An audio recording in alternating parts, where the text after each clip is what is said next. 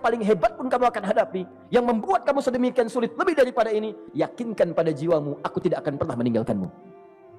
Ini prinsip dalam kehidupan kita. Jika Anda menggantungkan hidup kepada Allah, Anda bersandar dengan baik kepada Allah, maka ayat ini akan mengatakan, teman-teman sekalian, Allah tidak akan pernah meninggalkan Anda dalam setiap kehidupan Anda. Nanti, sekarang perjuangan, kata Allah, walal akhiratu khairul laka minal ula. Nanti saat kamu tiba di akhirat, saya akan tunjukkan kepadamu ada yang lebih hebat yang tidak pernah engkau rasakan sebelumnya saat di bumi. Tidak akan ada lagi kesulitan yang kamu hadapi. Tidak akan ada lagi cacian yang kamu kemudian hadapi. Tidak ada lagi kemudian tuduhan yang kemudian kamu rasakan. Aku akan berikan apapun yang kamu inginkan sampai kamu puas. Wala sawfa yu'tika rabbuka fatarda. Nanti kamu pengen apapun, aku berikan. Tapi yang paling indah, kalau kamu tidak percaya, alam yajidka yatiman fa'awa. Cobalah ingat, kalau sekarang sedang susah, coba ingat dulu. Bukankah saat kamu yatim, aku yang merawat sampai kamu tidak merasakan kegelisahan itu? Lahir bapak tidak ada, aku cukupkan dengan kakek. Kakek meninggal, aku hadirkan ibu dan paman hadir di sekitaranmu. Ibu meninggal, ada kakek. Kakek meninggal, ada paman. Dan Khadijah hadir di sekitaranmu. Bukankah aku rawat pada saat itu? Wajadaka dhallan fahada. Kamu sedang bingung, sedang susah, bukankah sering aku berikan petunjuk kepadamu? Wajadaka ailan fa'aghna. Kamu merasakan kesulitan, lahir dalam keadaan yatim, tidak ada pendukung, maka aku jadikan kaya. Bukankah saat kamu menikah dengan Khadijah, aku tambahkan lagi pendukung untuk misi dakwahmu? Ini pesan dalam Al-Quran. Kalau Anda sedang merasa susah, kalau ingin menenangkan diri, ingat-ingat yang baik-baik yang dulu. Kalau Anda sedang jatuh dalam bisnis, ingat-ingat saat Anda meningkat dalam bisnis Anda. Allah tidak pernah tinggalkan Anda. Mungkin ini ujian untuk membuat Anda lebih hebat lagi di masa depan. Kalau Anda tidak tahan bantingan yang sekarang, bagaimana Anda bisa mengatasi pelintiran yang akan datang? Karena dalam kehidupan bukan cuma dibanting. Anda mungkin mengalami penyingkiran, penyungkuran, lipatan, guntingan, bantingan, macam-macam. Jikalau satu gaya belum bisa Anda atasi, bagaimana Anda bisa berharap mendapatkan turunan yang lainnya? Selalu ingat bahwa jika hidup Anda ingin tampil gaya, Anda harus merasakan tekanan dalam kehidupan. Karena F selalu berbanding lurus dengan P, hukum Pascalnya. Gaya berbanding lurus dengan tekanan. Orang yang ingin tampil gaya dalam kehidupan, maka dia mesti siap menghadapi tantangan-tantangan hidup yang diatasi. Turun ayat sampai ujungnya. Jikalau kamu sudah begini lagi, jangan pernah kamu bentak orang lain. Jangan pernah merendahkan orang lain. Karena Allah pun menjaga setiap hamba sepanjang ia mendekat kepadamu.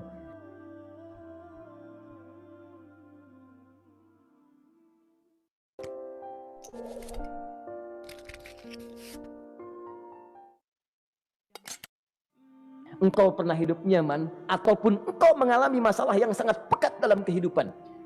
Engkau alami sesuatu yang dahsyat, sampai engkau bingung, bimbang, pekat, mereka menuduhmu dengan macam-macam. Ma wadda'aka rabbuka wa ma qala. Saya pastikan kepadamu, dalam keadaan nyamanmu seperti dulu, ataupun engkau bimbang seperti sekarang, Tuhanmu tidak akan pernah meninggalkanmu ataupun menuduhmu gila. Orang-orang yang dekat dengan Allah Subhanahu wa ta'ala, maka Allah akan menjaganya, baik dalam keadaan yang tenang dan nyaman, ataupun dalam kesulitan yang luar biasa. Walal akhiratu khairul laka minal ula. Nanti saya akan tunjukkan kepadamu, jika kamu telah tabah dan sabar menerima cacian mereka, menerima tuduhan mereka, nggak apa-apa, ini kan muqaddimah. Masa kamu masih panjang. Kamu masih panjang dalam berdakwah, kehidupan kamu masih panjang membawa tugas dan misi. Kalau kamu belum bersabar pada yang sekarang, bagaimana dengan yang di masa depan? Tapi saya pastikan kepadamu, jangankan yang seperti ini, masalah pekat yang paling hebat pun kamu akan hadapi, yang membuat kamu sedemikian sulit lebih daripada ini, yakinkan pada jiwamu, aku tidak akan pernah meninggalkanmu. Ini prinsip dalam kehidupan kita. Jika Anda menggantungkan hidup kepada Allah, Anda bersandar dengan baik kepada Allah, maka ayat ini akan mengatakan, teman-teman sekalian, Allah tidak akan pernah meninggalkan Anda dalam setiap kehidupan Anda. Nanti, sekarang perjuangan, kata Allah, walal akhiratu khairul laka minal ula.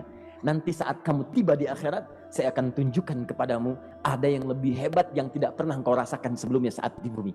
Tidak akan ada lagi kesulitan yang kamu hadapi. Tidak akan ada lagi cacian yang kamu kemudian hadapi. Tidak ada lagi kemudian tuduhan yang kemudian kamu rasakan. Aku akan berikan apapun yang kamu inginkan sampai kamu puas. Wala sawfa yu'tika rabbuka fatarda. Nanti kamu pengen apapun, aku berikan. Tapi yang paling indah, kalau kamu tidak percaya, alam yajidka yatiman fa'awa. Cobalah ingat, kalau sekarang sedang susah, coba ingat dulu. Bukankah saat kamu yatim, aku yang merawat sampai kamu tidak merasakan kegelisahan itu? Lahir bapak tidak ada, aku cukupkan dengan kakek. Kakek meninggal, aku hadirkan ibu dan paman hadir di sekitaranmu. Ibu meninggal, ada kakek. Kakek meninggal, ada paman. Dan Khadijah hadir di sekitaranmu. Bukankah aku rawat pada saat itu? Wajadaka dhallan fahada. Kamu sedang bingung, sedang susah. Bukankah sering aku berikan petunjuk kepadamu? Wajadaka ailan fa'aghna. Kamu merasakan kesulitan, lahir dalam keadaan yatim, tidak ada pendukung, maka aku jadikan kaya. Bukankah saat kamu menikah dengan Khadijah, aku tambahkan lagi pendukung untuk misi dakwahmu? Ini pesan dalam Al-Quran. Kalau anda sedang merasa susah, kalau ingin menenangkan diri, ingat-ingat yang baik-baik yang dulu. Kalau anda sedang jatuh dalam bisnis, ingat-ingat saat anda meningkat dalam bisnis anda. Allah tidak pernah tinggalkan anda. Mungkin ini ujian untuk membuat anda lebih hebat lagi di masa depan. Kalau anda tidak tahan bantingan yang sekarang, bagaimana anda bisa mengatasi pelintiran yang akan datang? Karena dalam kehidupan bukan cuma dibanting. Anda mungkin mengalami penyingkiran, penyungkuran, lipatan, guntingan, bantingan, macam-macam. Jikalau satu gaya belum bisa anda atasi, bagaimana anda bisa berharap mendapatkan turunan yang lainnya? Selalu ingat bahwa jika hidup anda ingin tampil gaya, anda harus merasakan tekanan dalam kehidupan. Karena F selalu berbanding lurus dengan P, hukum Pascalnya. Gaya berbanding lurus dengan tekanan. Orang yang ingin tampil gaya dalam kehidupan, maka dia mesti siap menghadapi tantangan-tantangan hidup yang diatasi. Turun ayat sampai ujungnya. Jikalau kamu sudah begini lagi, jangan pernah kamu bentak orang lain. Jangan pernah merendahkan orang lain. Karena Allah pun menjaga setiap hamba sepanjang ia mendekat kepadamu.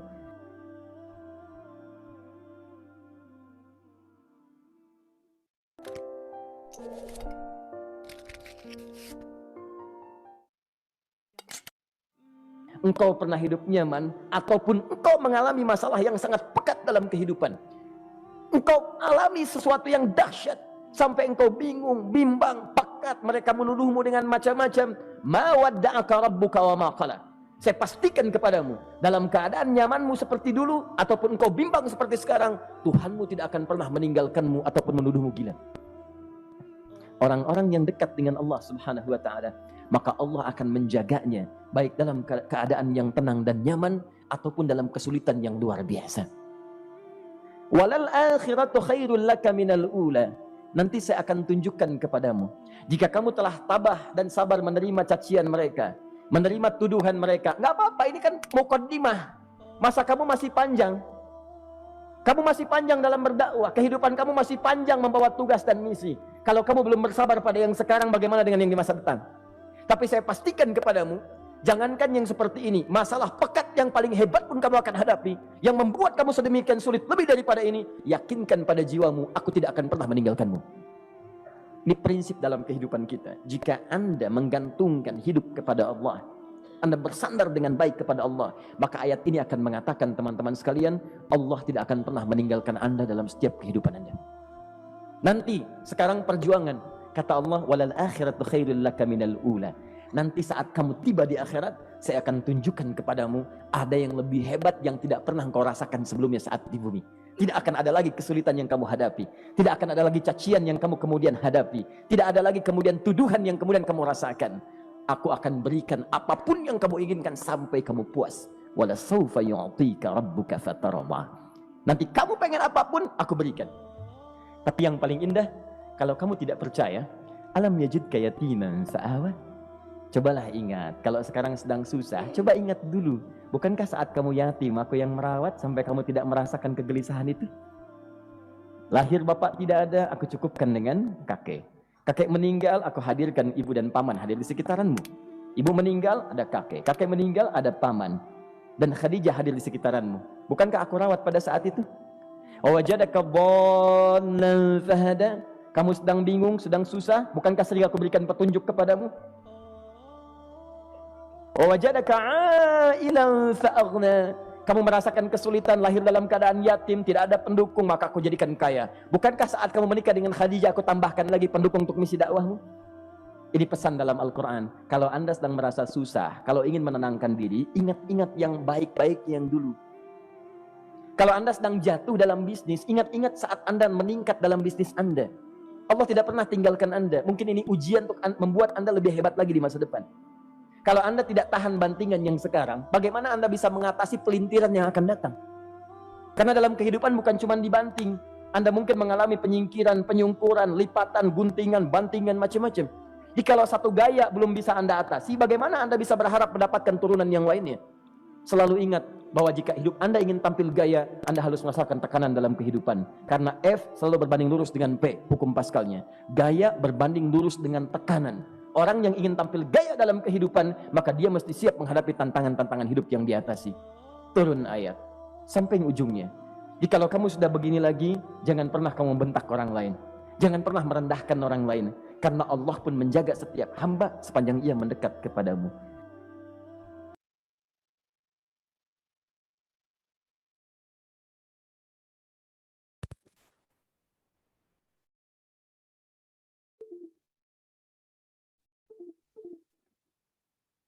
Sebelumnya cek 1 2 3. Suara saya apa sudah terdengar jelas, Mbak? Semua yang hadir di malam hari ini, saya minta tolong respon ya. Suara mantul berdengung. Jangan pakai headset. Berarti coba saya copot ya headsetnya. Oke, cek 1 2 3. Apa masih menggema? Masih. Apakah cek. Oke, ada yang izin makan. Oke, sebelumnya saya mau salam dulu ke Bapak semua ya. Selamat malam, Assalamualaikum warahmatullahi wabarakatuh. Oke, terima kasih Bapak, suara masih menggema ya. Sepertinya saya udah lama banget ya nggak hadir di layar Zoom mitra-mitra Allah semua ya. Apalagi Masya Allah ini sudah semester 2. Berarti ini dari mbak-mbak mitra-mitra awak yang sudah lulus di semester 1. Menggema terus ya suaranya ya? Kalau pakai handsfree gimana? Kalau tidak pakai handsfree, cek apa masih menggema? Enggak. Oke, sudah nggak menggema ya. Buat teman-teman mentor minta tolong untuk di-admit ya. Mbak-mbak, tadi kita sudah sempat putarkan sekitar 3-4 kali video ya.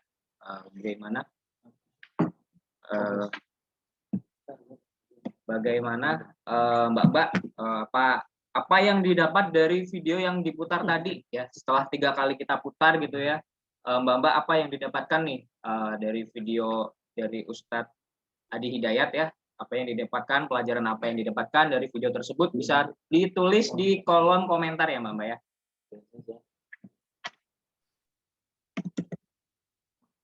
Bisa ditulis. Tidak boleh putus asa dari Mbak Siti Arin ya, betul sekali Mbak. Pak Arin. Mbak Arim, mati 1 tumbuh 1000. Ah, benar banget tuh. Mati 1 tumbuh 1000 ya. Mbak Siti Arim ini.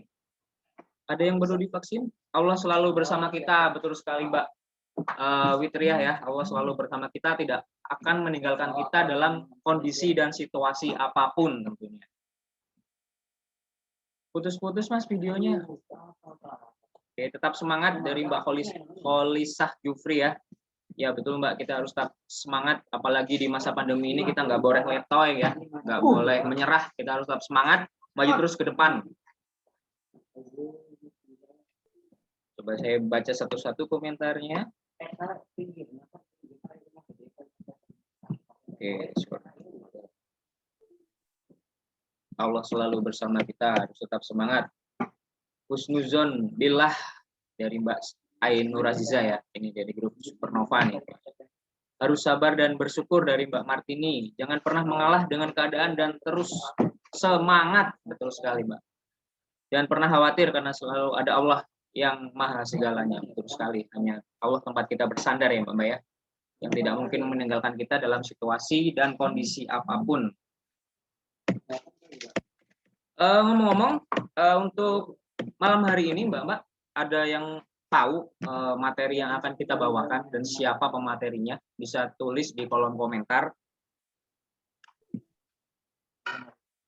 Ya, jadi Mbak, bisa tulis di kolom komentar untuk malam ini kira-kira apa nih materi yang akan kita bahas, yang akan kita kuliahkan, yang akan kita paparkan pada malam hari ini. Mbak bisa tolong tulis di kolom komentar, dan juga siapa pematerinya pada malam hari ini.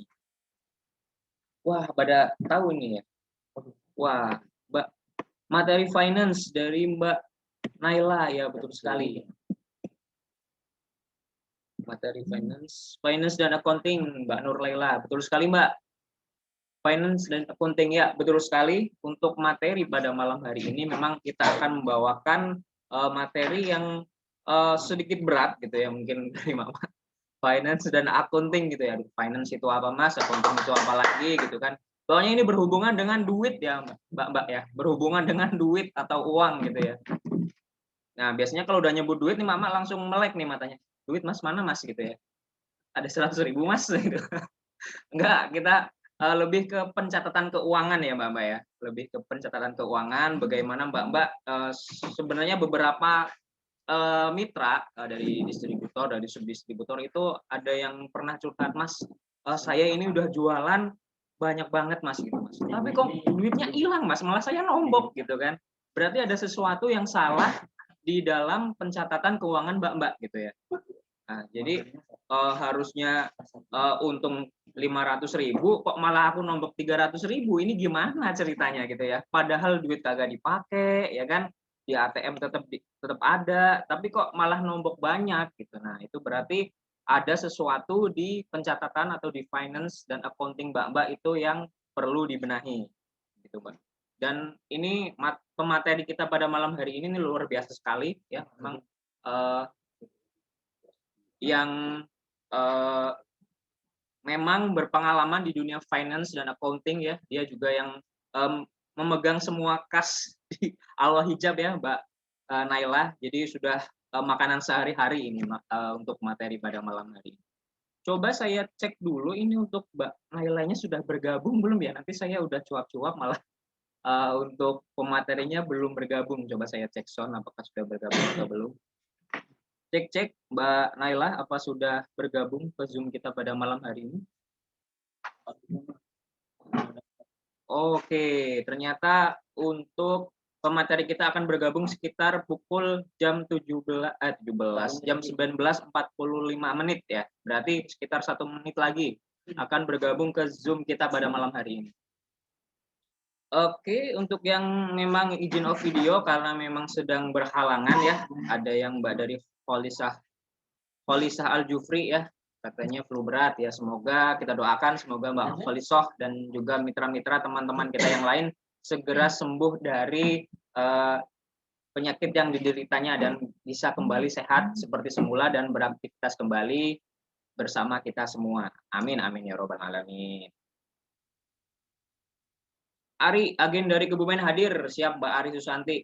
Wong Kebumen, pada wong Kebumen ya Mbak ya. Izin off kamera, ya nggak apa-apa. Yang memang mau izin off kamera karena memang urgent sekali dan tidak bisa di-on-kan kameranya, tidak apa-apa Mbak. Tapi untuk yang memang longgar dan bisa on video gitu ya, dimohon untuk videonya di-on-kan agar kita juga tahu nih mitra-mitra Alwa muka-mukanya walau malam-malam tetap semangat, apalagi ini semester 2 ya. Materinya lebih berbobot daripada semester 1 dan memang kita hadirkan dosen-dosen yang langsung pakar-pakarnya di Alwa. Kayak kemarin ada Mas Anjar, dia memang expert banget di bidang operasional, dan ada Mas Andri atau Mas Asep juga di bagian marketing. Oke, sepertinya pemateri kita sudah hadir pada malam hari ini. Coba saya cek sound dulu untuk pematerinya. Cek 1 2 3, Mbak Naila, apa sudah di posisi? Oh, sudah terlihat. Oke. Iya. Oke, saya jadikan host dulu ya, Mbak. Oh, enggak usah. Boleh, Mas Oji. Jadikan co-host dulu ya. Oke. Sebentar. Oke, Mbak Naila, kita mau langsung mulai atau nunggu peserta 1000 dulu? Oh, boleh langsung aja dimulai Mas Oji. Oh, langsung dimulai. Oke, sepertinya Mbak Naila juga udah semangat ini ya, mau share ilmunya buat teman-teman semua. Langsung Betul. saja share, langsung saja dimulai Mas Oji gitu ya. Oke, siap. Oke, karena pemateri kita langsung akan memulai materinya pada malam hari ini, dosen kita Ibu Naila ya. Waktu dan tempat saya persilakan kepada Ibu Naila untuk memaparkan kuliahnya pada malam hari ini. Sumonggo. Iya, terima kasih Mas Oji. Assalamualaikum warahmatullahi wabarakatuh semuanya. Salam kenal.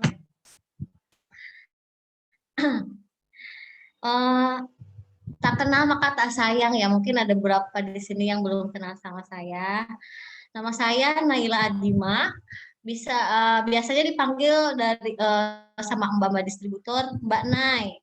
Mbak Nay gitu. Dari mana Mbak Nay? Saya asli dari Tasikmalaya, orang Sunda asli. Hello di sini yang orang Tasik. Saya orang Tasik. Saya di sini di awal di bagian keuangan. Sudah gabung sama awal sudah cukup lama dari tahun 2017. Dari mulai awal masih di Jakarta.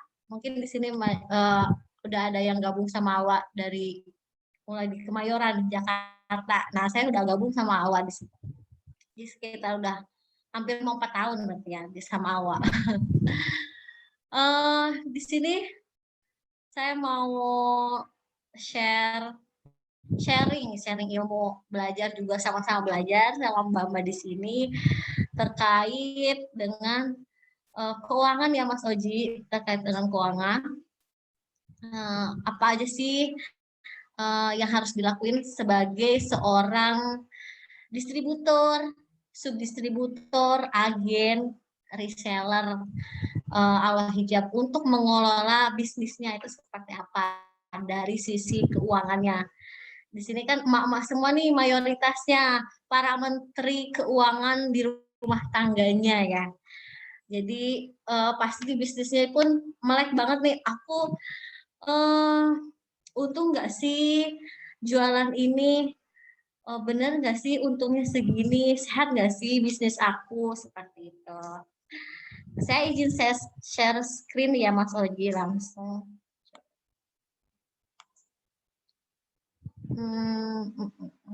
Oke.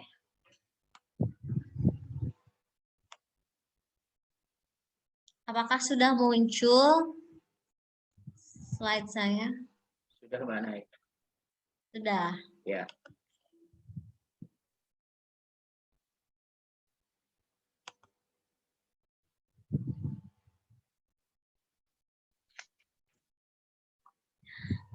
Pengelolaan keuangan sederhana ini saya buat sesederhana mungkin untuk sampai ke levelnya reseller gitu ya.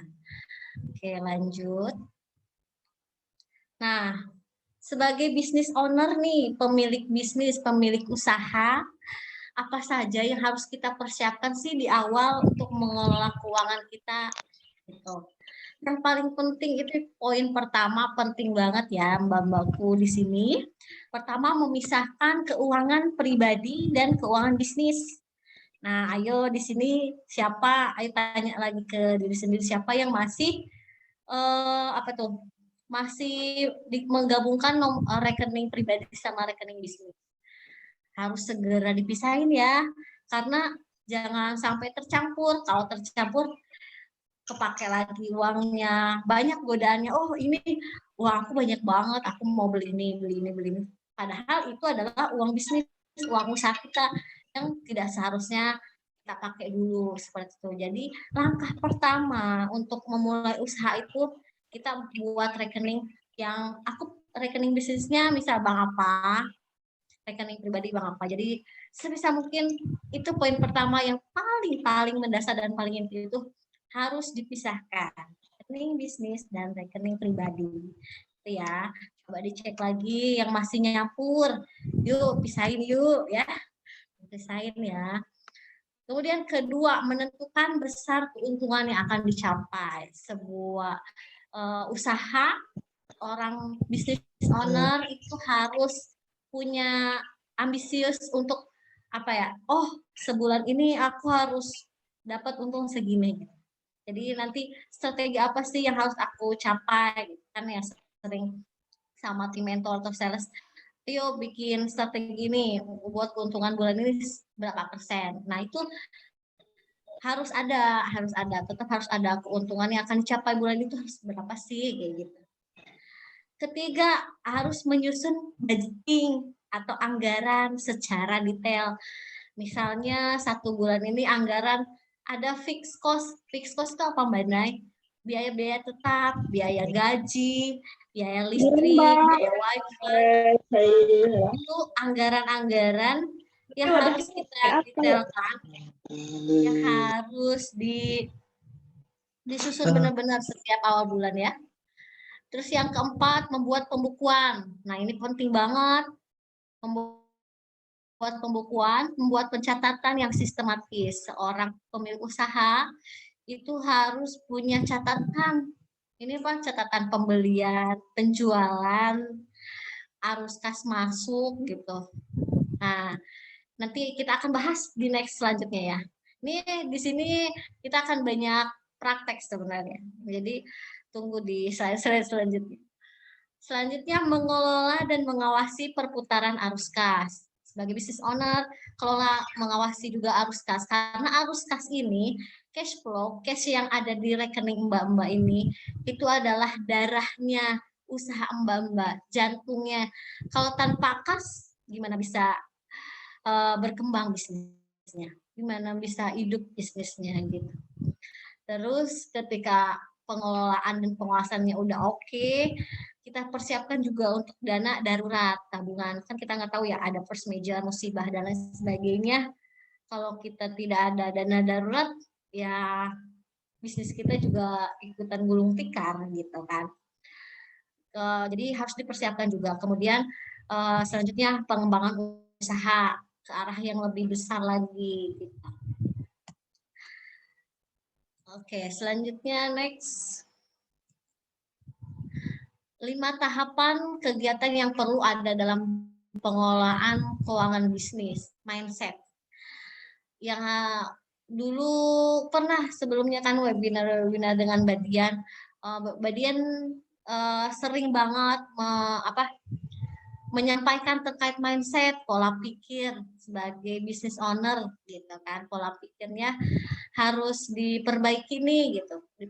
Mindset, pola pikir, kemudian setelah pola pikirnya oke, baik, udah tahu goalsnya seperti apa, terus kita ke planning, rencananya seperti apa, mau target A, B, C, D gitu. Terus aku mau rekrut admin finance, admin umum, admin ini kayak gitu.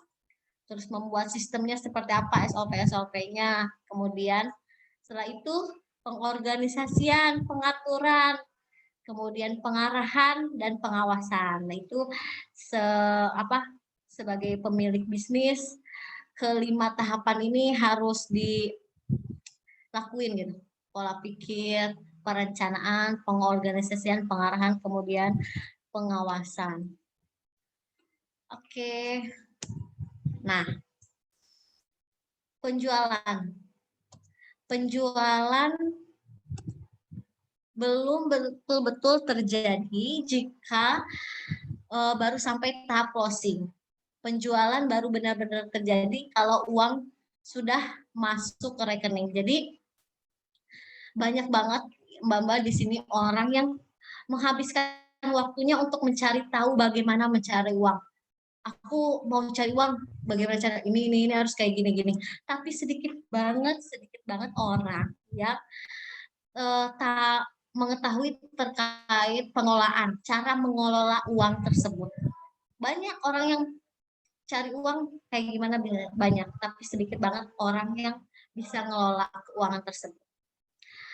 Nah, kalau seperti itu nanti akan menyesal di kemudian hari.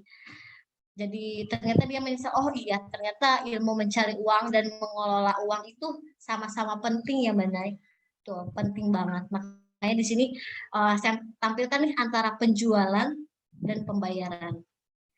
Di sini di tengah-tengah ada pengelolaan keuangan. Jadi penjualan belum betul-betul terjadi kalau baru sampai tahap closing. Penjualan baru benar-benar terjadi kalau uang sudah masuk ke rekening. kan kita dapat kipan apa orderan ya, orderan dari CS, dari reseller, dari agen gitu. Bagi seorang distributor mungkin. Nah, udah, tapi dia kan baru order aja. Nah, itu penjualan itu belum dikatakan penjualan itu belum di situ tuh. Tapi ketika si orderan tersebut sudah dilunasi, baru penjualan itu benar-benar real, bersih gitu. Kalau masih dalam tahap closing itu penjualannya masih semu, masih bayang-bayang. Jadi harus dikejarin paymentnya, seperti itu ya.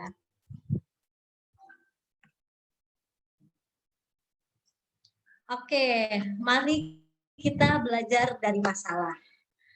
Karena ketika kita belajar di masalah, kita pola pikir kita akan lebih jauh, lebih dewasa, lebih terbuka gitu. Jadi tidak hanya itu aja. Yuk kita belajar di masalah apa aja yang sering terjadi di usaha kita. Ini saya ngelis 8. Mungkin di mbak-mbak sekalian ini bisa sampai 20. Bisa, ayo ditulis, mulai ditulis apa aja sih masalah keuangan di bisnis aku tuh gitu. Yang belum rapi, yang belum tersistem, yang uh, yang sering menjadi masalah-masalah gitu ke depannya. Coba saya jabarkan satu-satu ya. Yang pertama, belum punya pembukuan dan pencatatan yang rapi, benar dan detail.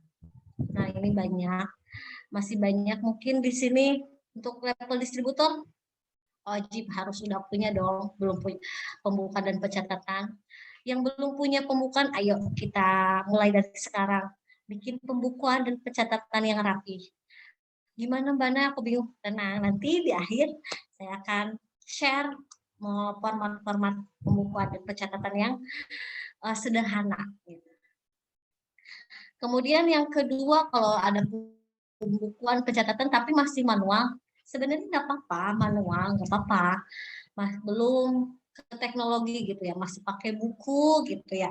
Sebenarnya nggak apa-apa, yang penting rapi, detail, bisa dipertanggungjawabkan gitu. Jadi tapi zamannya sekarang ya, namanya kita bisnisnya online, teknologinya udah canggih ya, sebisa mungkin kita mengikuti zaman gitu, mengikuti zaman, beralih ke ya pakai laptop, pakai Microsoft Excel gitu, sederhananya. Terus ketiga, belum punya admin finance gitu, masih gabung. Ya kalau masih tidak masalah digabung, tapi kalau misalnya udah berkembang, yuk direkrut admin finance gitu, karena ini penting banget admin finance di dalam satu usaha, karena keuangan yang tadi itu adalah jantungnya perusahaan itu, cash flow, uang gitu di situ. Kalau nggak ada cash flow nggak bisa jalan. Kalau nggak ada orang yang mengelola keuangan itu gimana, berantakan gitu kan. Jadi kemudian yang keempat, belum ada sistem pengawasan piutang. Ini sebagai pemilik bisnis, distributor, subdistributor, agen reseller, ini perlu banget nih pengawasan piutang gitu. Jangan hanya kita ngejar yang tadi saya bilang, mencari uangnya bisa gitu, tapi cara mengelola keuangannya belum bisa. Nah, ayo ada sistem pengawasan piutang. Orderannya berapa sih? Oh, dia baru bayar segini. Jadi setiap hari itu harus ada update piutang. Oh, uang saya ada di luar itu segini. Jadi kita harus, ini 100 juta aman nggak sih di luar? Kita kuasain nggak sih gitu. Jangan sampai piutang-piutang di luaran sana itu nggak bisa apa ya? Nggak bisa terkendali, nggak bisa tertagih. Itu kan aset kita ya. Gitu. Kemudian belum ada aturan ketat dalam sistem penagihan. Dulu Mbak Dian dan ngisi nih terkait sistem penagihan.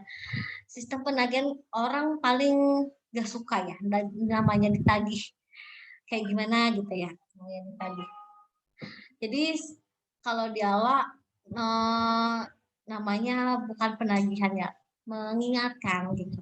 Mbak, kami mengingatkan ya gitu dengan baik-baik, mengingatkan, mereminder kewajiban Mbak untuk orderan POA segini lagi, ayo segera donasi. Jika ada kendala, ayo kita terbuka, Mbak, kenapa gitu kan. Nanti tim kami bantu, tim mentor juga bantu gitu. Jadi sebisa mungkin pakai bahasa yang baik, yang sopan. Jadi tetap biar sama-sama enak gitu. Tapi ada juga Mbak Nay yang udahlah Mbak Nay, berapa emang tagihan aku? Ada juga yang seperti itu ketika ditagih nggak pakai bahasa basi, ya udah kita tergantung orangnya juga sih ya. Tergantung kalau kita udah pakai cara yang baik-baik tapi dianya ya udah Mbak berapa tagihannya gitu, ya udah segini ya Mbak gitu.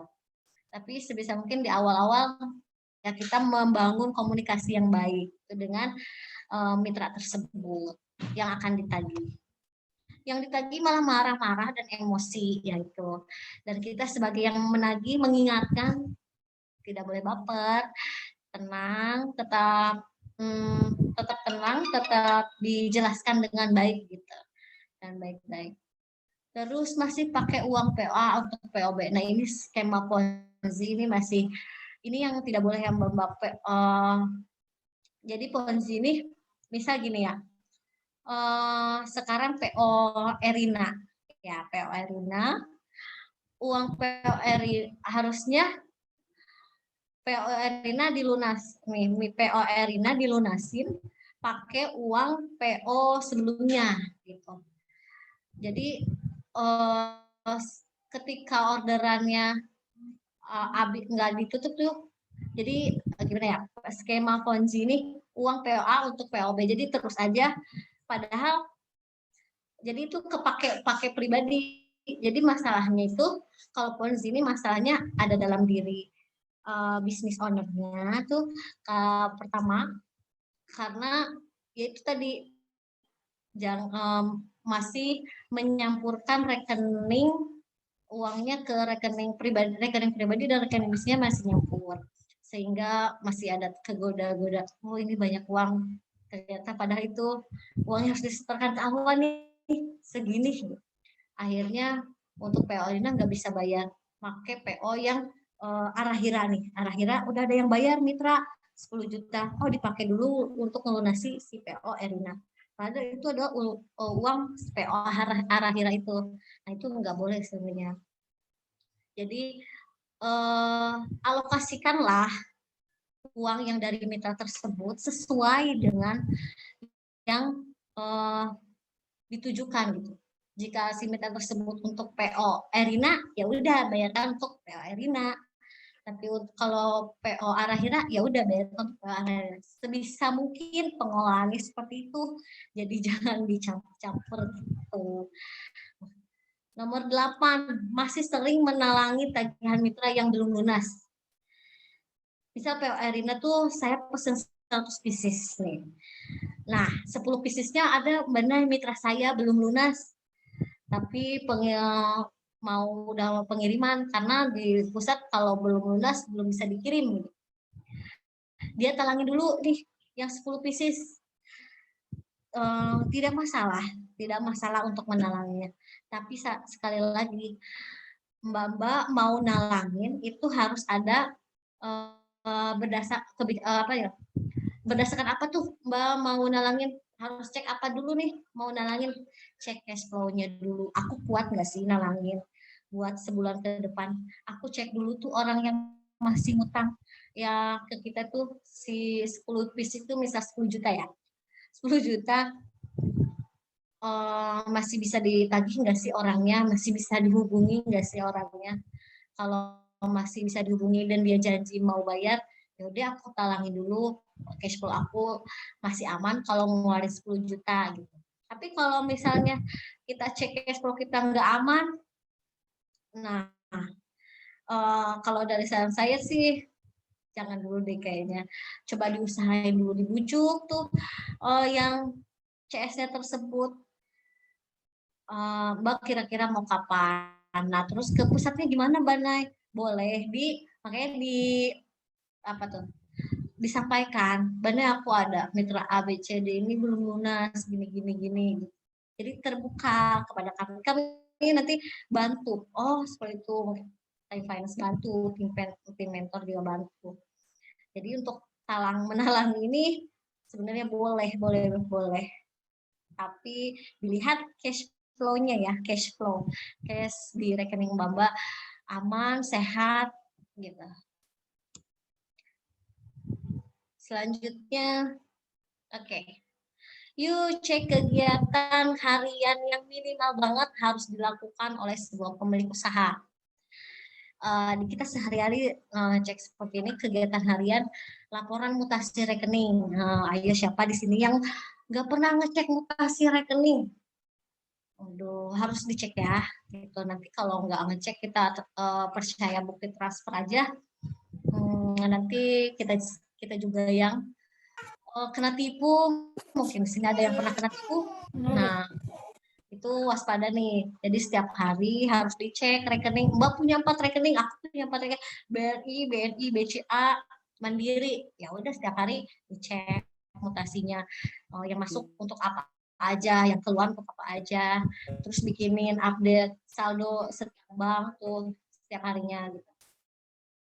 Itu sering di tim kita ada gitu. Laporan petty cash. Petty cash apa sih benda? Kas kecil. Jadi ada satu admin finance yang mengelola petty cash, kas kecil untuk kegiatan operasional perusahaan. Beli lakban, beli ATK, bayar ongkir yang harus cash mungkin. Jadi kita harus nyediain kas kecil memang petty cash. Misal plafonnya 500.000 gitu. Nanti kalau udah 200.000 isi ulang lagi dari kas besar, dari rekening besar itu. Terus kemudian laporan utang piutang. Nah ini harus ada nih utang piutang. Kalau utang ini berarti kalau di sisi distributor, agen dan reseller itu utang itu ke Alwa berarti ya. Aku pesen ke Alwa segini, yang udah dibayar segini. Nah sisanya itu ada utang. Utangnya Mbak. Piutang berarti uang Mbak yang ada di luar pesanan orang-orang. Nah itu harus dikontrol setiap hari. Berapa sih utang kita? Dan sebagai pemilik bisnis harus selalu update ke adminnya. Saldo sekarang berapa? Kas kecil kita sekarang berapa? Sisanya dikeluarinnya buat apa? Utang kita berapa ke awak? Piutang kita di luar ada berapa? Terus laporan laporan pembayaran penjualan PO ataupun ready stock. Ada adminnya mencatat penjualan PO dan ready stock. Itu sebisa mungkin per periode mungkin seminggu sekali atau 3 hari sekali Mbak sebagai pemilik usaha ngecek kerjaannya tim finance-nya, hasil rekening, saldo, cash, utang. Ini minimal ini aja gitu. Minimal ini dulu deh gitu.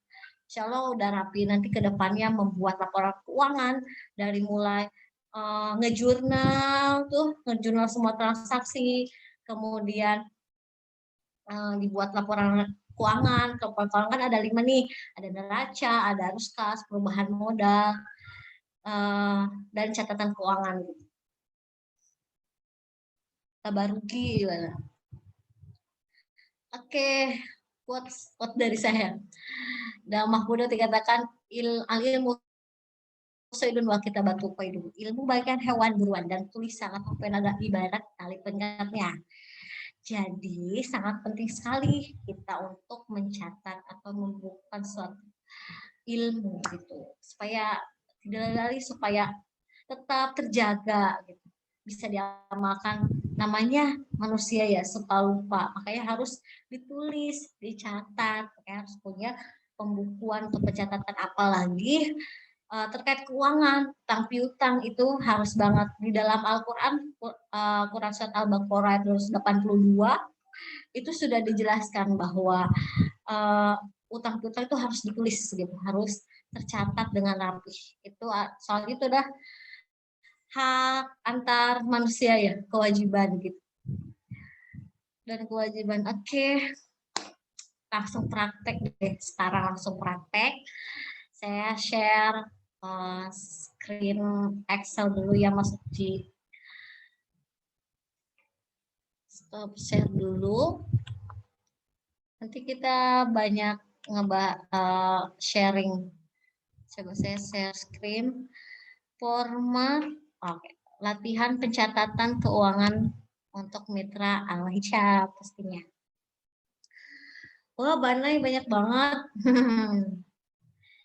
Saya desain khusus untuk membahasnya. Oke, mungkin minggu kemarin udah sama Mas Anjar sedikit dibahas terkait format penjualan PO ya, ataupun di stok. Kurang lebih seperti ini, sama aja sih. Saya coba jelaskan detail ya, per kolom. Oke, di sini bentar.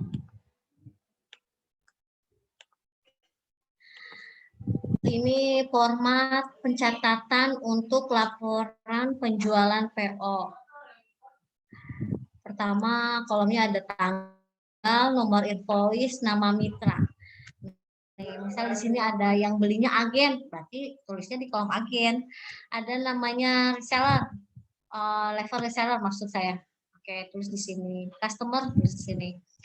Nama barangnya apa, PO apa, warnanya, size, jumlahnya berapa, asal barangnya dari pusat. Atau mungkin kalau agen dari DB siapa, dari DB pembinanya siapa, di atasnya sub DB-nya.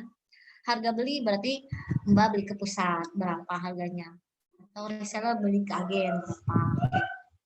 Itu berarti HPP, kita beli barang, itu HPP kita.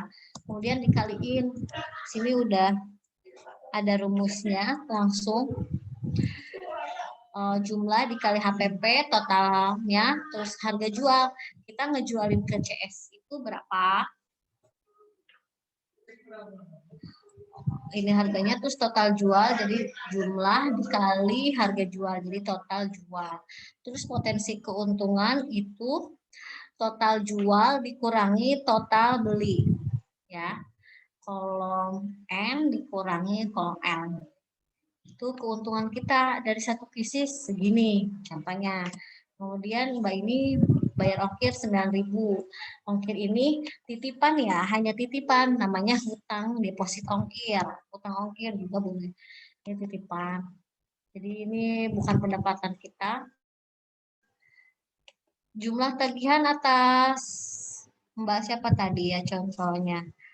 Ini agen Sulastri, oke. Total tagihannya 414 gitu. Nah, kemudian udah sampai sini. Ini data penjualan. Kemudian data pembayaran. Kalau PO biasanya kan beberapa kali ya pembayarannya. Di sini saya buat sampai 3 kali bayar. Pembayaran pertama dia langsung lunas. Oke. Kode mutasi. Kode mutasi ini dia masuk ke BRI apa? Nanti ada di mutasinya. Kodenya berapa, tanggal berapa. Dia udah lunas. Nah, kalau misal 2 kali, 3 kali, bisa nih seperti ini nih. Total tagihannya 1.100.000 pembayaran pertama. Pembayaran pertama biasanya DP ya. DP kalau sekarang kan 55.000 dikali bisnisnya berapa. Nah, DP-nya Mbak tulis di sini. DP-nya di pembayaran pertama, masuk ke bank mana. Kemudian dia nyicil lagi. Oke, masukin ke pembayaran kedua. Pembayaran ketiga dia pelunasan. Benar kalau dia lebih dari 3, ya boleh ditambahin, boleh. Sampai 6 boleh tambahin. Nah, sisanya rumusnya dari jumlah tagihan dikurangi pembayaran 1, 2, 3. Ini yang gede nggak apa-apa. Sisanya gitu. 440. Tanggal pengiriman boleh ditambahin tanggal pengiriman. Tanggal pengiriman barang ini tanggal berapa ya? Boleh. Jadi formatnya sederhana ini. Silakan yang mau nanti saya kirim ke Mas Oji ya nanti formatnya, nanti yang mau boleh di-share nanti sama Mas Oji. Kemudian untuk format penjualan PO seperti ini sama sampai bawah. Kalau ready stock gimana Mbak Nay? Sama aja untuk ready stock. Cuman kalau ready stock berarti kan bayarnya hanya sekali, 1 kali 24 jam. Karena ready stock tidak berkali-kali, jadi pembayaran cuma hanya sekali. Kemudian sisa pembayaran, boleh ditambahin ekspedisi, boleh. Kurang lebih seperti ini. Pencatatan sederhana seperti ini.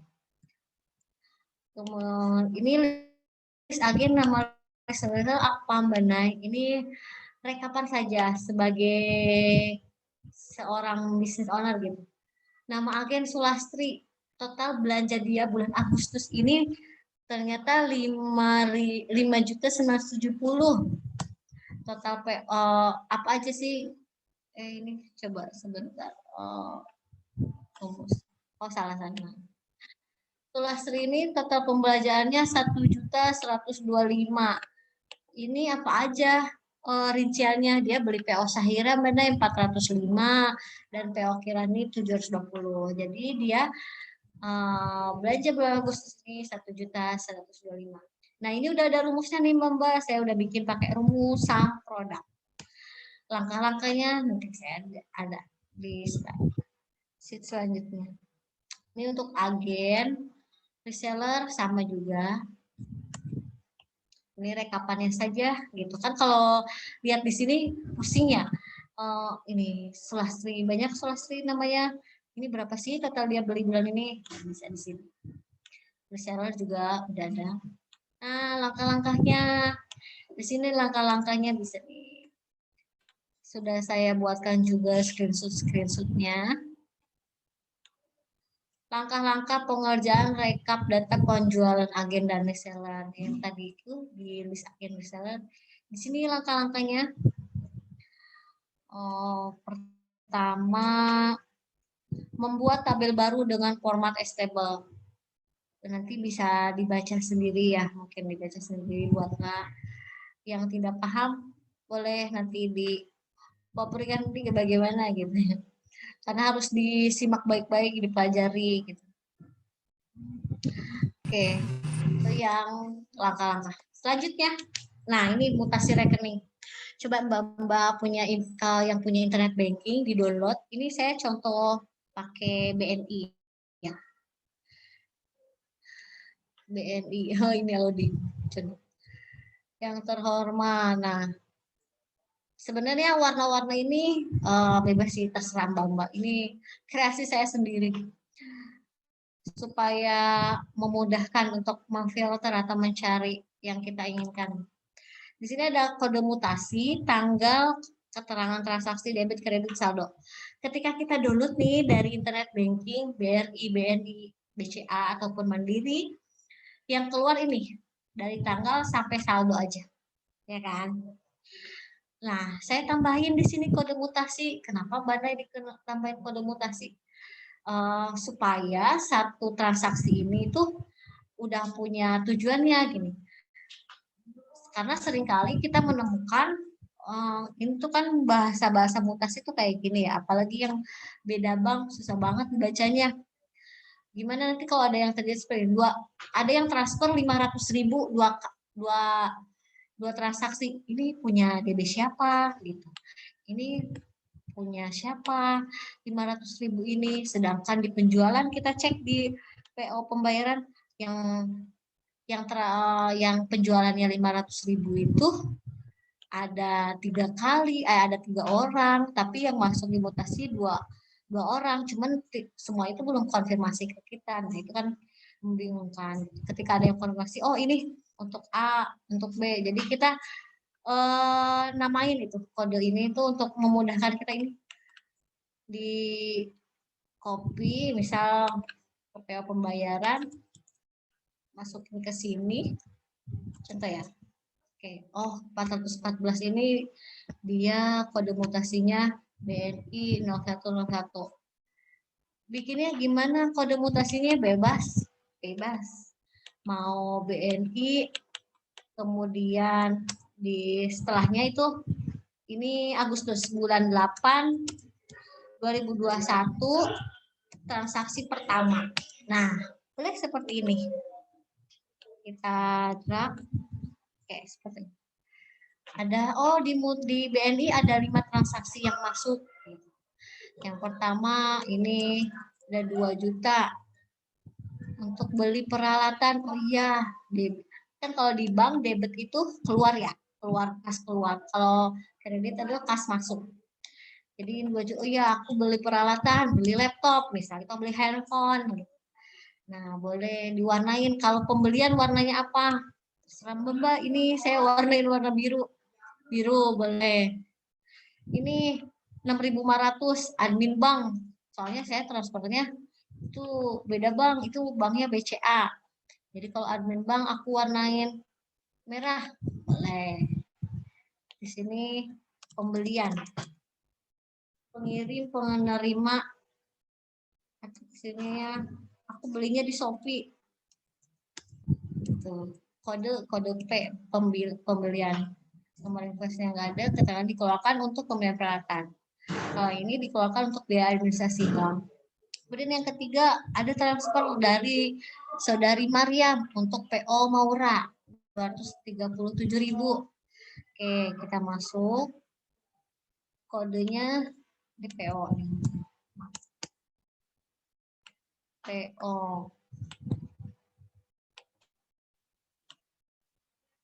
Mariam. Ya, seperti itu.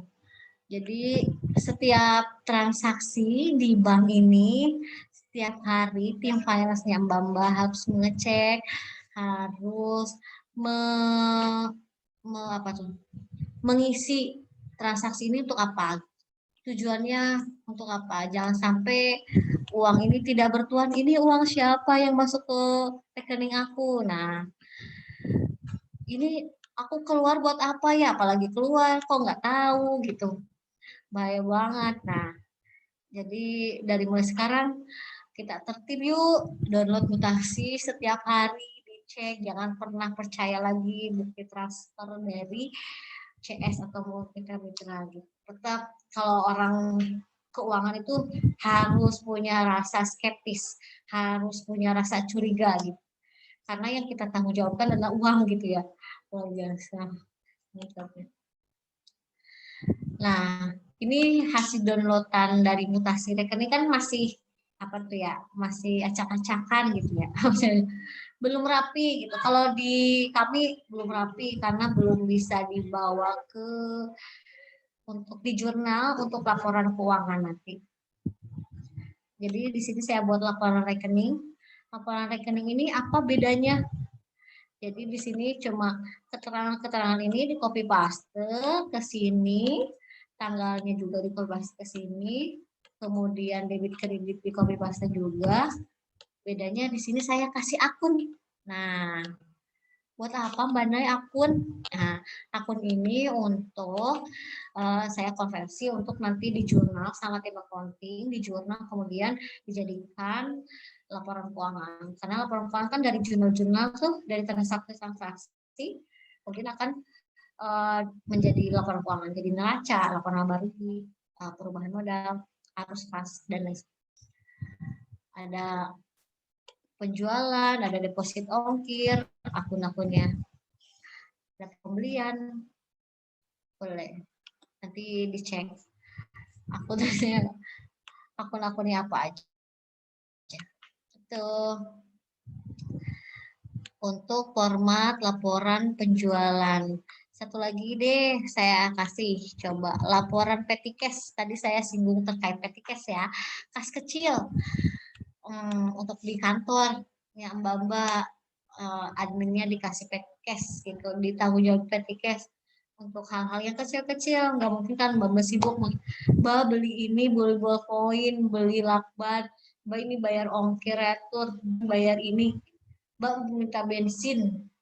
Nah daripada itu Mbak kita percayakan ke adminnya, nih saya kasih segini, tolong dikelola ya gitu. Tapi kita tetap sebagai bisnis owner tetap cek gitu.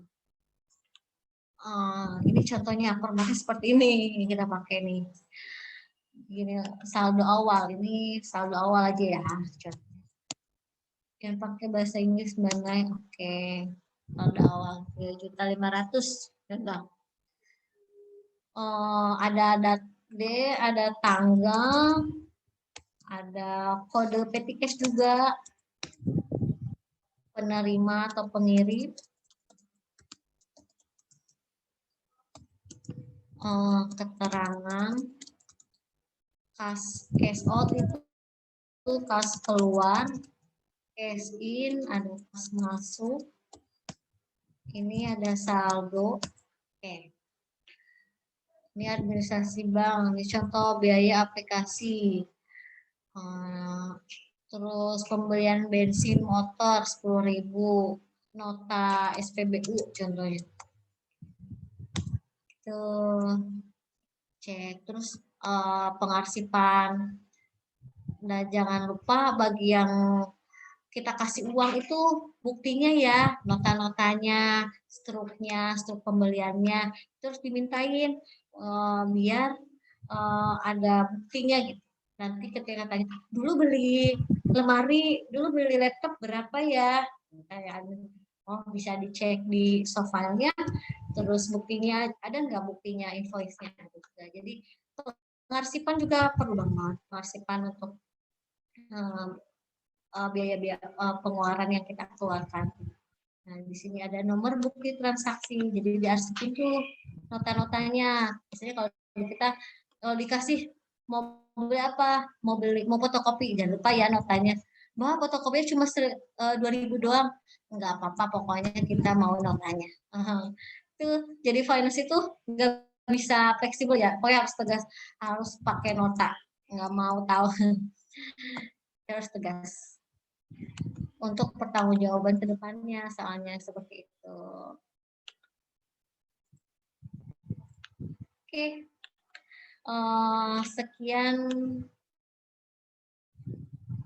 pemaparan dari saya. Oke, selanjutnya kita tanya jawab ya Mas Oji. Oke, siap Mbak Nay. Oke, Mbak, kita buka sesi tanya jawab. Jadi siapa yang mau tanya ke Mbak Naila seputar finance dan accounting bisa langsung tulis di kolom komentar. Nanti akan langsung dijawab oleh Mbak Naila. Sepertinya ada beberapa yang puyeng ya setelah melihat Excel dan juga rumus-rumusnya ini Mbak Naila. Luar biasa ya. Sebenarnya kalau ngebahas keuangan tuh banyak banget, panjang banget. Oke, coba saya lihat sudah ada beberapa komentar masuk Mbak Naila. Boleh. Nah tadi ya. Dari Mbak Kholisah Al-Jufri, Mbak Naila, gimana caranya bisa menyisihkan untuk uang kas? Uang kas apa nih? Kas kecil apa? Iya, betul. Kas kecil ya? Iya. Nah, kalau kas kecil, petty cash itu gimana Mbak? Aku nentuinnya kita lihat seberapa sering transaksi yang terjadi di perusahaan Mbak, di kegiatan operasional. Kira-kira berapa, dicek, misal seminggu ini pengeluarannya apa aja. Ini ketika nanya admin, ini Mbak untuk bensin segini, untuk bayar ongkir segini, biasanya untuk fotokopi. Ditotalin misal 200.000. Oh, oke. 200.000 per minggu, 2 kali 4 800. Ya udah, saya plafonin buat P3 800.000 ya sebulan gitu. Bisa dari situ, tapi dicek juga keuangan kita di cash besarnya, di rekening besarnya oke apa enggak gitu. Yang penting pencatatannya sih yang harus rapi gitu. Dan kita sebagai pemilik usaha ya harus percaya gitu sama adminnya, karena kita udah ini tolong aku kasih 800.000, tolong dikelola dengan baik, nanti laporannya harus benar, bukti transaksinya harus ada gitu. Seperti itu Mas Aji. Oke, itu dia jawaban dari Mbak Naila. Oke, ada satu lagi. Mau berapa penanya ini Mbak? Oh, boleh. Sampai jam berapa kita Mas Oji? Jam 9 ya? Iya, sampai jam 9. Boleh dilanjut Mas Oji, dibacain aja. Coba saya cari lagi. Kalau buat yang nggak punya laptop itu gimana Mbak solusinya? Ada beberapa banyak yang tanya nih, kan ini tadi contohnya pakai Excel semua ya di laptop. Nah, misal kalau belum punya laptop itu alternatifnya pakai apa Mbak buat pencatatannya? Oke, kalau yang belum punya laptop seperti yang tadi saya bilang, manual juga boleh nggak apa-apa. Pakai buku besar, yang buku besar yang suka anak-anak SMK akuntansi tuh bawa tuh. Mana ya contohnya sih? Buat kita ngebayar. Oke, Di berarti situ tuh. bisa pakai manual ya Mbak, yang penting rapih gitu ya pencatatannya ya. Yang penting rapi, bisa di copy paste format saya, dirapiin pakai penggaris. Gitu. Pakai HP download mutasinya boleh. Itu kalau ada kan menu downloadnya bisa. Coba kita lihat lagi.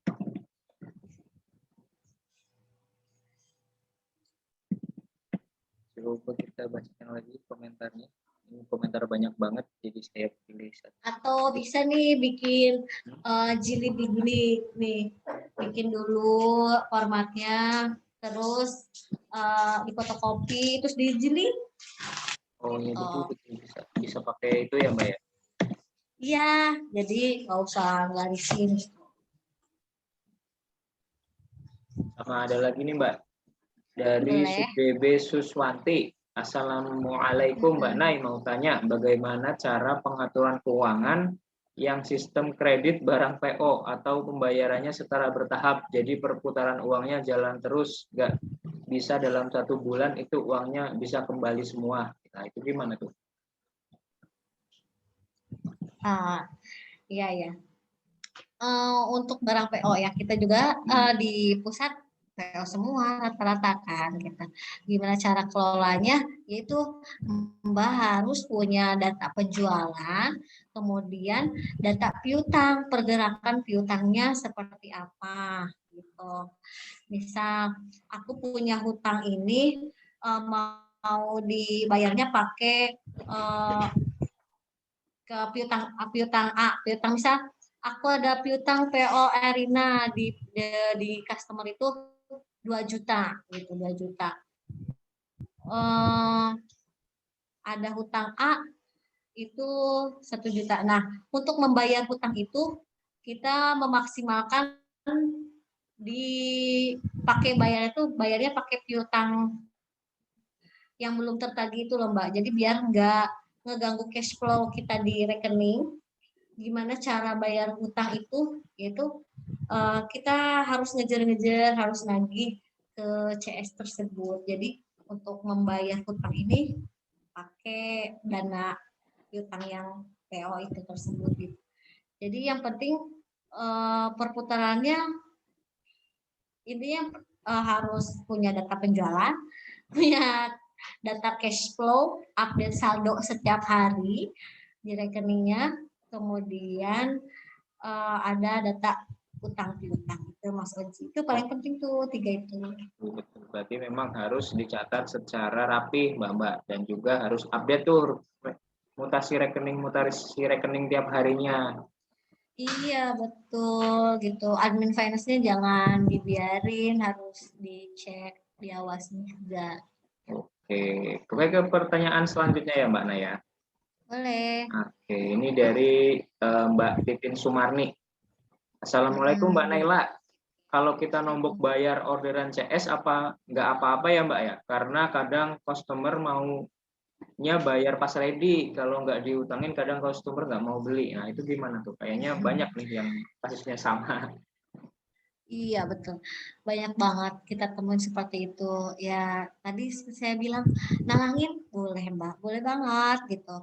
Tapi dicek juga apakah customer tersebut, Mbak yakin customer tersebut bisa ditagih, tidak, maksudnya dia bisa tanggung jawab atas hutangnya, jadi tidak kabur gitu.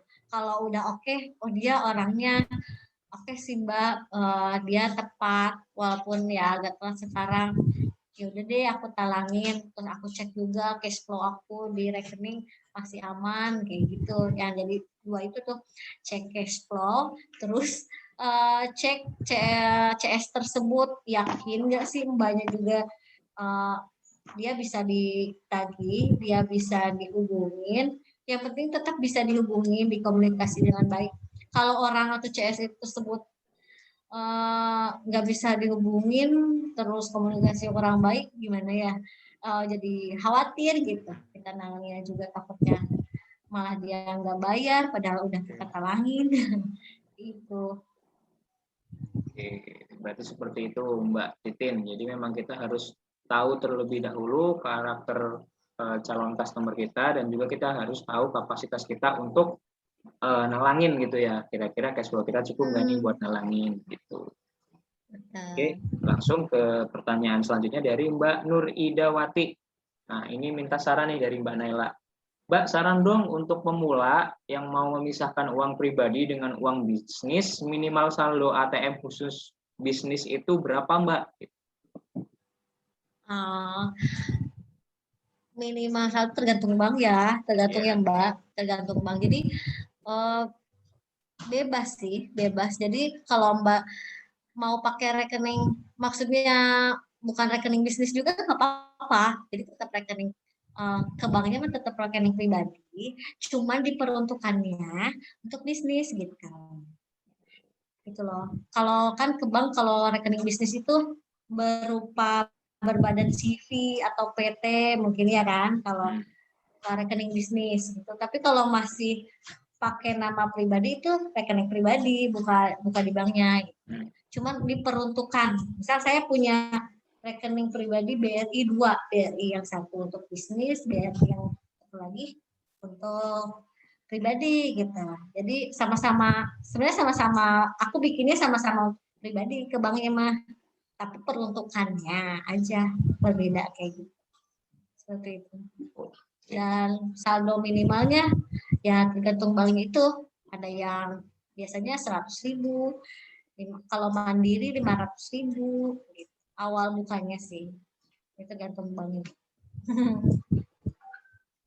Oke, seperti itu jadi ya Mbak ya caranya ya. Kemudian ini nih ada lagi pertanyaan yang saya kira banyak sekali mitra-mitra yang mengalaminya dari Mbak Subianti ya. Assalamualaikum Mbak Nay, minta tips dong Mbak, gimana caranya nagih ke CS yang sudah nagih sampai 5 kali, di SMS, di WA, di telepon, boro-boro dibales atau diangkat gitu. Jadi dia susah ditagih Mbak, itu gimana tuh Mbak caranya? Oke. Saya juga menemukan orang ya, luar biasa. Yang pertama untuk menagih kita berbalik ya mindset gitu, pola pikirnya jangan sampai kita terbawa emosi. Jadi tetap calm down, tetap tenang, berkomunikasi dengan baik. Kalau misal di WA tidak dibalas, coba ditelepon. Ditelepon tidak dibalas, coba ada telepon yang lain mungkin gitu, telepon saudaranya atau suaminya. Sampai kalau emang beneran dia udah lama banget 2 bulan kagak bisa dihubungi dan dia masih ada utang di kita, ya kita bisa ngirimin surat mungkin ke apa tuh, ke alamat rumahnya gitu, ke alamat rumahnya, surat, dikasih surat gitu, seperti itu. Jadi intinya kalau menagih itu membangun komunikasi yang baik, ya kita layaknya teman gitu, jangan kayak rentenir banget ya kayak bank atau kayak yang lain-lain.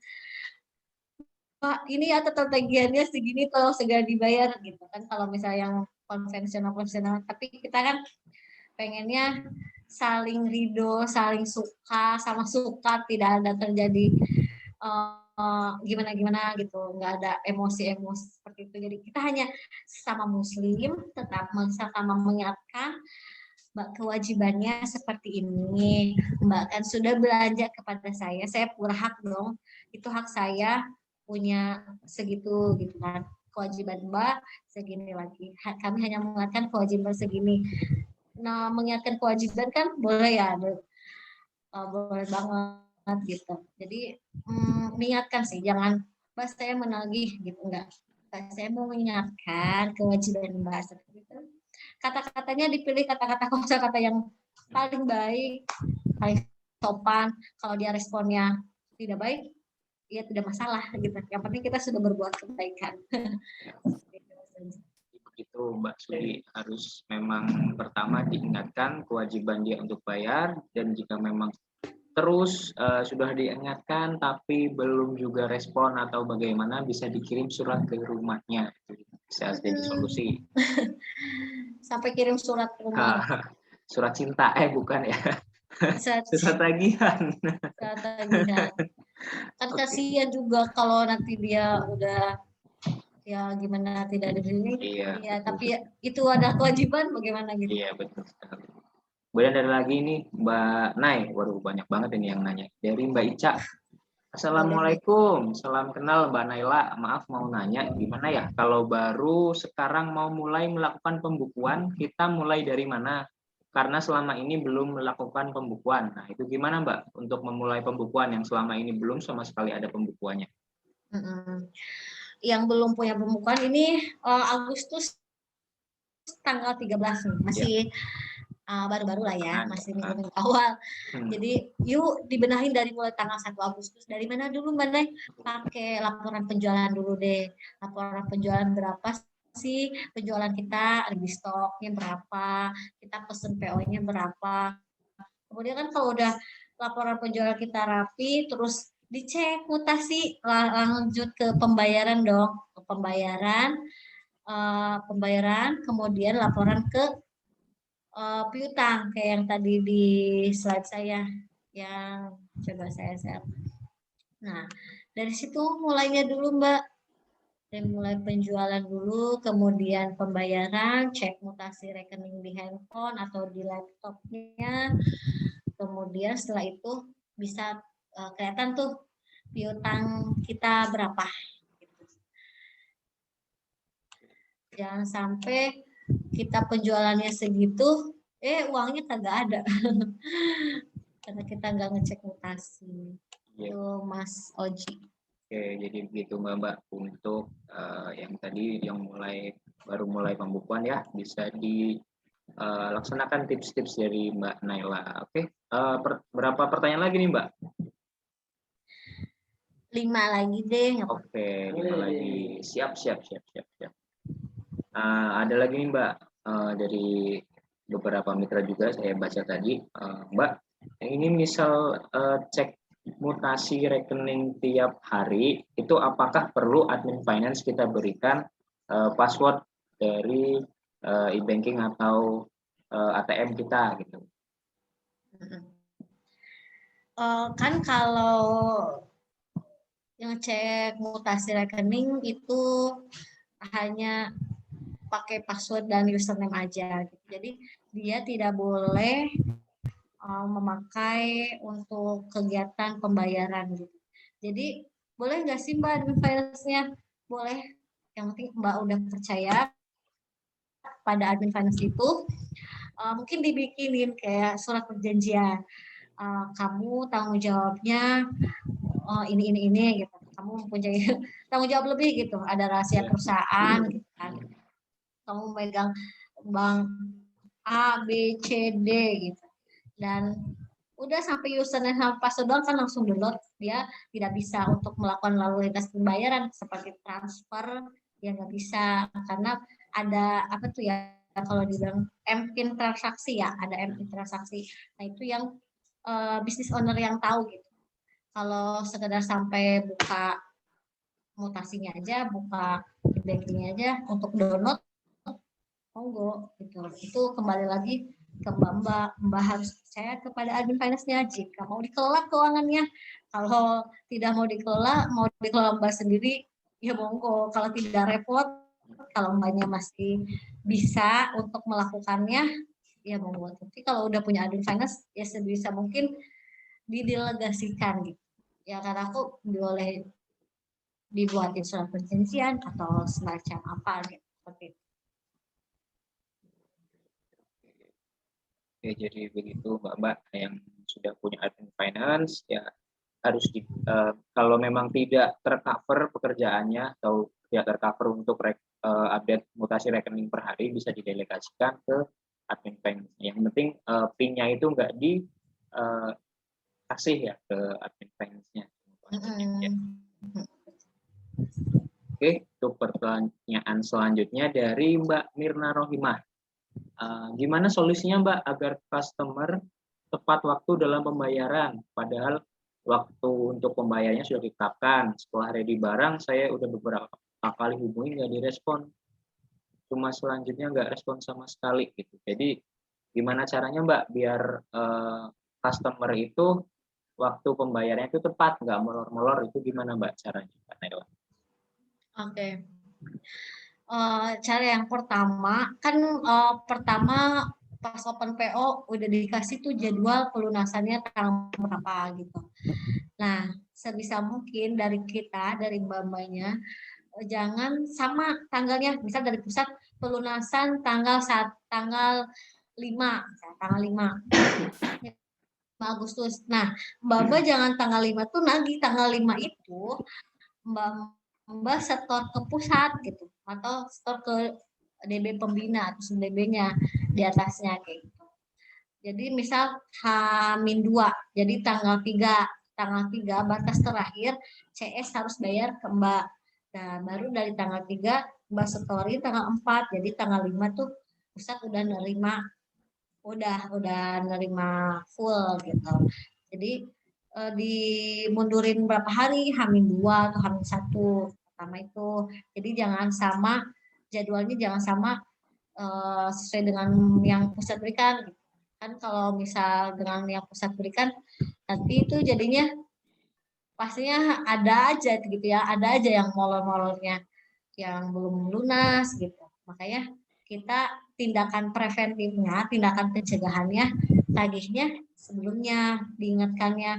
Misal dari hamil seminggu, aku juga ke tim hamil seminggu diingetin ya, di reminder, Mbak reminder ya, jatuh tempo pelunasan PO arah Hira udah 1 H-7 hari ya, tanggalnya segini. Itu hanya reminder, broadcast reminder aja. Karena namanya manusia, tempatnya lupa. Jadi kita kalau ada yang mengingatkan jangan marah-marah, malah oh terima kasih Mbak sudah diingatkan gitu. Sebenarnya seperti itu responnya gitu. Jadi pertama ya tadi Mas Oji saya bilang H-2, terus jangan sesuai dengan jatuh tempo yang diberikan tanggalnya, udah pokoknya sebelumnya. Terus H-min berapanya itu harus selalu diingatkan, H-min 1 minggu, H-min 3 hari, H-min 2, ada jadwal-jadwal untuk mengingatkan biar dia terkesan oh aku diingetin terus, oh iya tapi oke lah, baik, terima kasih Mbak udah mengingatkan kewajiban aku gitu. Jadi gimana ya kalau udah namanya orang yang udah diingetin terus, pasti dia lama-lama juga akan bayar. Ih, malu tahu diingetin terus gitu kan sama Pak lama-lama dia juga akan malu gitu kan. Jadi seperti itu sih caranya. Oke, jadi memang untuk reminder itu jangan hari H jatuh tempo ya Mbak. Jadi memang kalau bisa ya kayak Mbak Dharma Hermawanti nih, H-7 udah diingatkan sebelum jatuh tempo pembayaran. Jadi di reminder terus H-7 supaya dia ingat akan kewajibannya. Gitu. Oke, dan jangan ya gimana pun responnya jangan baper, tetap tegas, tetap tenang. Pokoknya itu sesuai dengan peraturan, sesuai dengan SOP, daripada kita tidak dapat uangnya gitu. Iya, nggak dapat hak kita ya Mbak ya. Iya betul. Oke, ini ada lagi dari Mbak Ica lagi nih tadi. Kalau misal rekening bank kita udah bercampur dengan uang pribadi, gimana dong Mbak? Karena baru mulai mau dibukukan. Coba dicek mutasi atau di print rekening korannya ke bank. Apakah masih ingat gitu uang pribadi kita tuh masuk berapa sih? Misal dari gaji, bisa ada yang masih pegawai gitu kan dari gaji. Terus kan bisa kelihatan aku beli ini kelihatan. Oh uang aku tuh total segini yang udah dikeluarin. Total uang aku pribadi 10 juta, yang udah dikeluarin 5 juta, berarti sisanya 5 juta. Oke, saya pisahin, aku buat rekening bank lain, berarti uang pribadi saya 5 juta, sisa di rekening saya itu 10 juta. Oh, berarti ini punyanya bisnis. Jadi menurut aku dicek dulu sebisa mungkin, kan kita juga nggak tahu, benar aku lupa.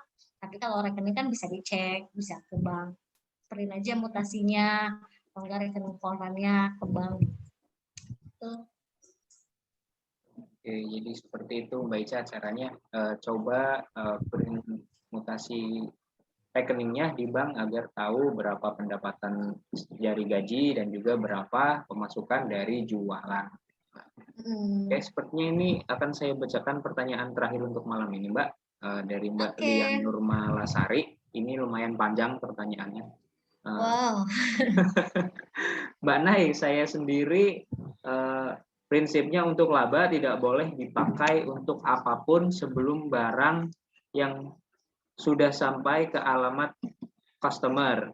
Itu sudah saya lakukan. Sebenarnya dari laba tersebut saya inginkan bisa merambah offline atau stok barang karena sekarang ini saya masih dropship. Tapi qadarullah labanya dipakai untuk pribadi dan keluarga. Mohon tips untuk mengelola keuangan dan keberanian untuk bisa nyetok barang. Itu Mbak pertanyaannya. Jadi Mbak siapa tadi, Mas Oji? Mbak Lian Nurmalasari. Oh, untuk Balia ya.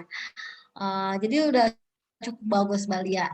Udah tahu, berarti Balia udah tahu. Oh, laba aku segini. Saya saya tidak mau pakai gitu kan sebelum pengiriman selesai. Nah, kemudian laba ini diapain? Kalau dulu ada keperluan keluarga. Ya, itu kembali lagi ke Mbak Lia sendiri. Monggo, itu kalau di akuntansi namanya withdraw atau price. Jadi itu haknya owner untuk mengambil laba tersebut. Itu kan laba ya sebenarnya milik owner ya, milik pemilik usaha. Ya monggo mau diambil, monggo. Mau nggak diambil untuk pengembangan usaha juga nggak apa-apa gitu.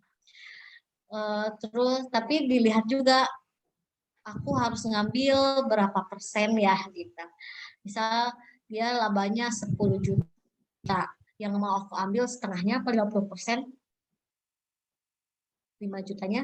Nah, boleh. Karena dicek juga ke depannya yang tadi saya di awal, seorang pemilik usaha harus punya target usaha juga setiap bulannya, bahkan setiap tahun. Target tahun ini omset segini kayak gitu.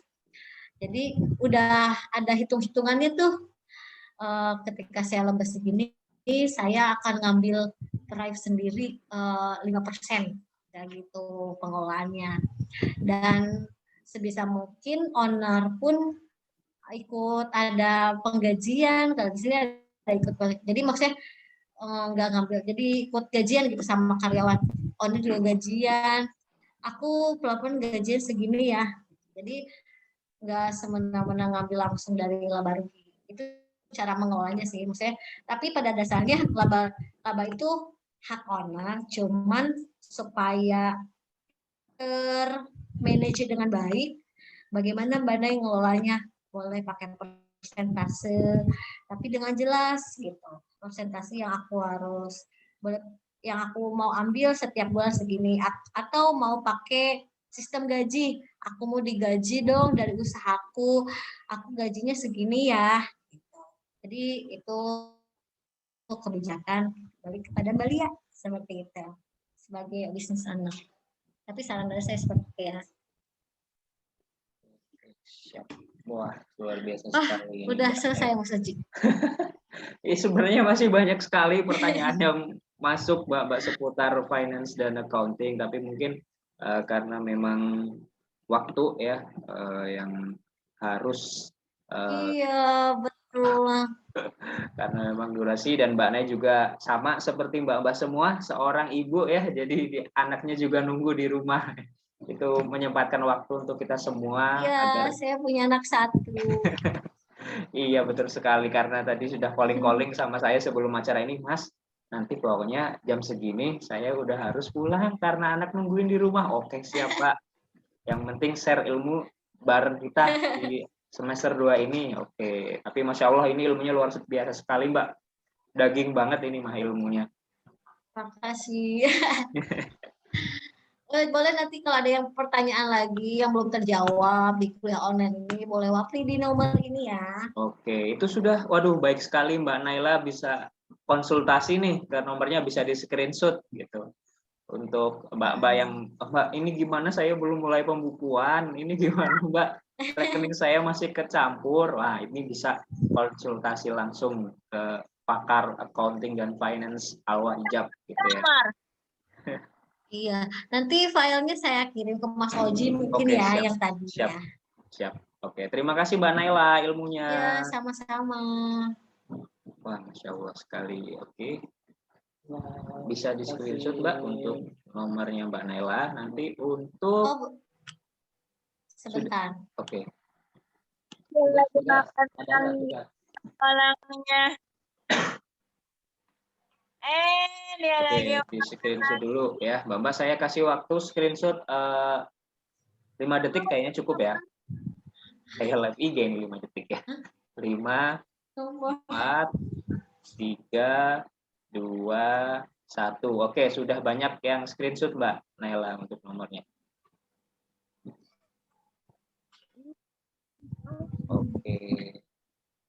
Oke Mbak, nanti untuk mungkin Excel ataupun PPT dari PowerPoint dari Mbak Naila nanti akan saya share ya, atau Mas Didi share di grup Morfosis semester 2 ya, di kuliah online semester 2 nanti akan di-share.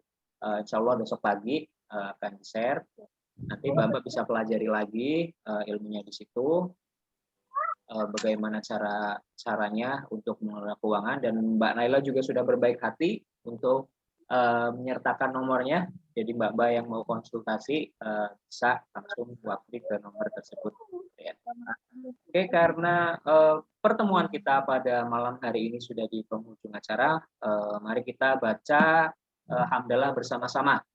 Alhamdulillahirobbilalamin. Ya, semoga ilmu yang kita dapat pada malam hari ini bermanfaat untuk bisnis kita, untuk hidup kita, dan untuk perjalanan kita selanjutnya ke depan. Amin amin ya rabbal alamin. Oke, saya sebagai moderator pamit undur diri. Jika banyak salah-salah kata itu datangnya dari saya, jika banyak ilmunya itu datang dari Allah Subhanahu wa taala. Oke, sekian dari saya. Wassalamualaikum warahmatullahi wabarakatuh. Waalaikumsalam warahmatullahi wabarakatuh. Istirahat, Mbak. Terima kasih Mbak Naila. Sama-sama. Kita stop recording dulu ya.